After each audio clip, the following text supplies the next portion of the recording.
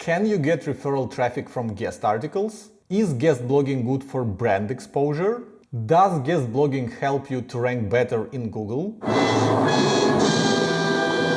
In this video, I'm going to share 3 reasons why I hate guest blogging.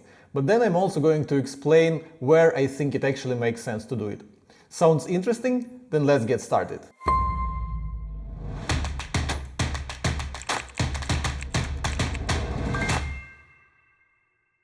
Hello ladies and gentlemen, my name is Tim Solo and you're watching SaaS Marketing Vlog, a place where I'm sharing the behind the scenes of how we do marketing at Ahrefs.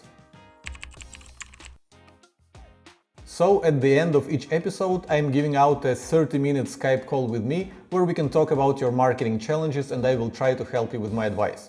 And during one of such calls, I was asked a question that inspired me to record this video. So here's what happened. The guy who I was talking to was offered to write a paid guest article for some kind of high-profile publication in his industry, and he was asking for my opinion about it.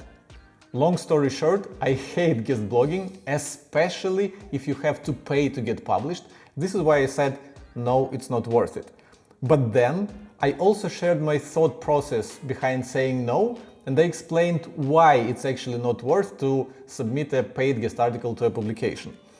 This is when I realized that this topic could be interesting to a lot more people. A lot more people can be in the similar position as that person.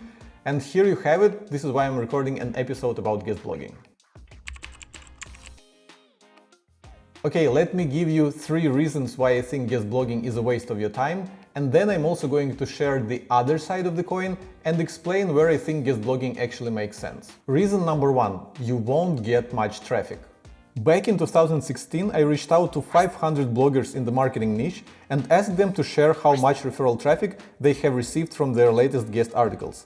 Nearly half of the bloggers that I reached out to replied and shared their traffic numbers with me. So I ended up with data for as many as 273 guest posts. I know it's not much, but it's been 4 years and no one bothered to replicate my experiment on a larger scale. So here are the results. Drum roll, please. I said drum roll. The average referral traffic from a guest article in the marketing niche was just 54 visits, with 85% of all guest articles in my sample generating less than 100 visits. Isn't that pathetic? Would you bother to write a guest article if you knew that it will only generate 54 visits to your website? I don't really think so. Anyway, can you guess why the referral traffic was so low? Well, think about it. How often do you click on the links in the articles that you're reading? I mean, there must be something really compelling to make you want to click it, open it in another tab and later read it, right? In other words, if you want readers to click a link in your guest article, you should be very strategic about how you're planting it in your copy. But the thing is, blog owners are generally very stingy for allowing you to place links in your articles. In fact, quite a few blogs where I tried to guest post back in the days only allowed me to place one link, and that is in the author bio. But you know what was driving me nuts most of all when I was doing guest blogging? It's that bloggers were okay if I was referencing any third-party articles or third-party tools or businesses, but they wouldn't allow me to link to my own stuff. What's the matter with you? But let's say you manage to negotiate a prominent link placement within the content of your article. That still doesn't guarantee that you're going to get any referral traffic. And you know why? Because reason number 2, you won't get much readers. In order for people to click a link in your guest article, they have to read that guest article first, right? Well, in the previous episode of SaaS Marketing Blog, I introduced a very important question that any content marketer should keep in their head at all times. That is, how will people discover my article? Look, the thing is, if the blog owner won't send that guest article of yours to their email subscribers, or at least tweet about it or share it on Facebook, how would their audience know that this article even exists, right? I mean, it's 2020. People don't follow blogs via RSS. You either subscribe to the blogs you like via email, or you follow the bloggers you like on Twitter, and that's how you get notified whenever they publish something new. But let's say you manage to negotiate your guest article to be included in their email newsletter and a bunch of tweets and Facebook shares to their audience. How much traffic can you expect from that? Well, why would you guess if you can simply ask them to share their Google Analytics numbers with you? I mean, if they're offering guest posts or paid guest posts, they have probably done it before, so they can share the statistics of the previously published articles, right? I mean, if you're paying for it, you have to know what you're paying for, right? But the thing is, whenever I tried to request this data back in the days, it was one of the two. Either the numbers were miserable, making the whole venture not worth it, or the blogger would come up with all sorts of excuses of not showing me their Google Analytics numbers. I'm just too busy, too swamped, you know? I am unreachable.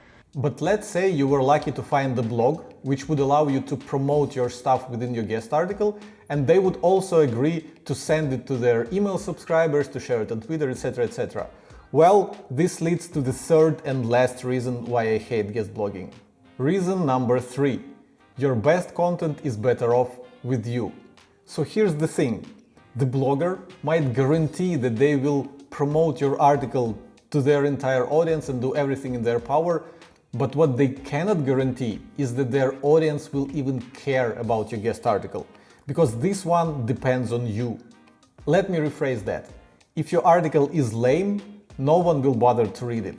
I mean, the people that you want to reach by guest writing for a certain blog are probably following a bunch more blogs, so your content is competing with a lot of other articles from other blogs, and if you lose, you lose.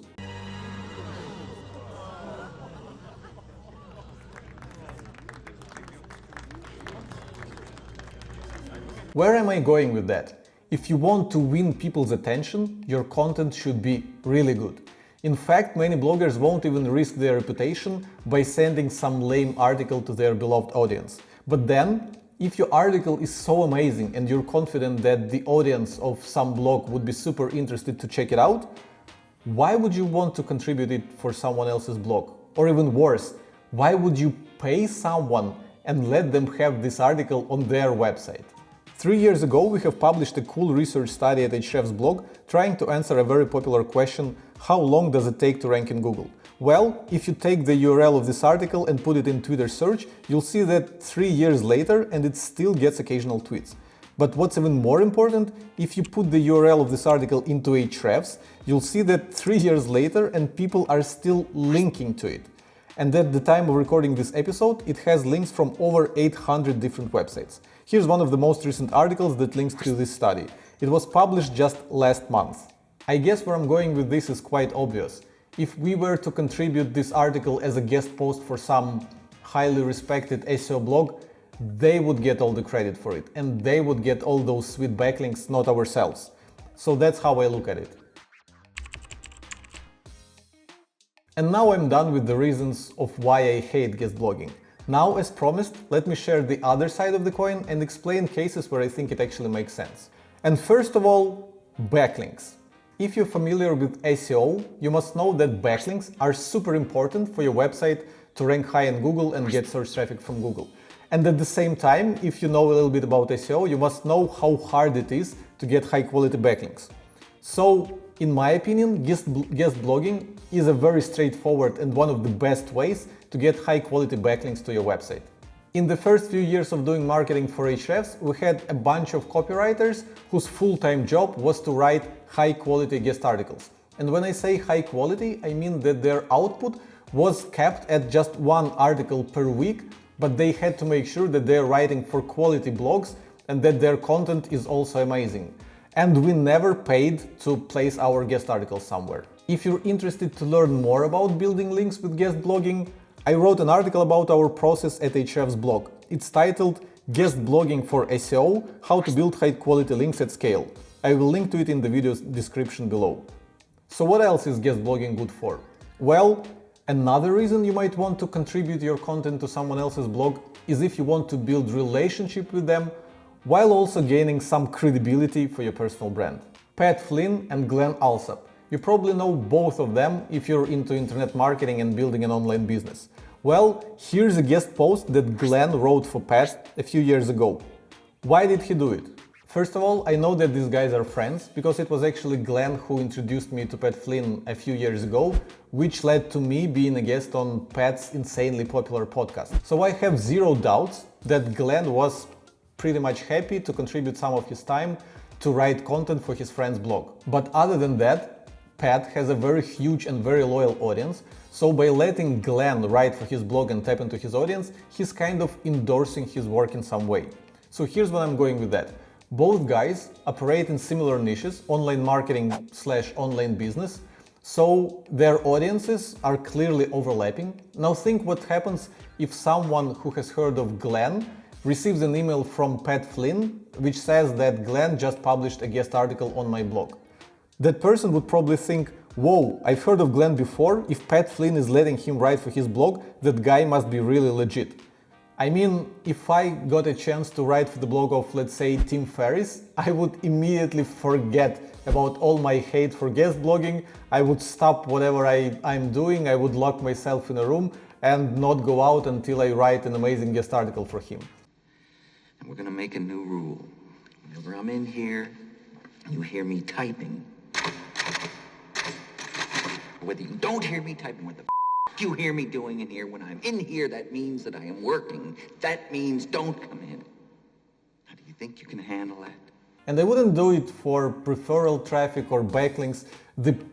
My primary goal would be to impress Tim and start some kind of connection with him. And also, I'm sure that everyone in my own audience, whoever is following me, would be blown away to know that I wrote a guest post for Tim Ferriss' blog. And these are the only cases where I think guest blogging makes sense. So if you're not doing it to get backlinks to your website, or if you're not doing it to make connections with high-profile people in your industry, you probably shouldn't be doing it at all. Please leave your thoughts about guest blogging in the comments below and tell me if you agree or disagree with certain thoughts and statements that I made in this episode.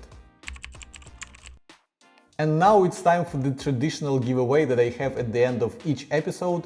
And as usual, I'm giving out a 30-minute Skype call with me where we can talk about your marketing challenges and I will try to help you. So all you have to do to participate is leave a meaningful comment to this episode and add hashtag Team30 so that I would know you're participating. That's all. I hope you enjoyed this episode and I'll see you in the next one. Don't forget to subscribe.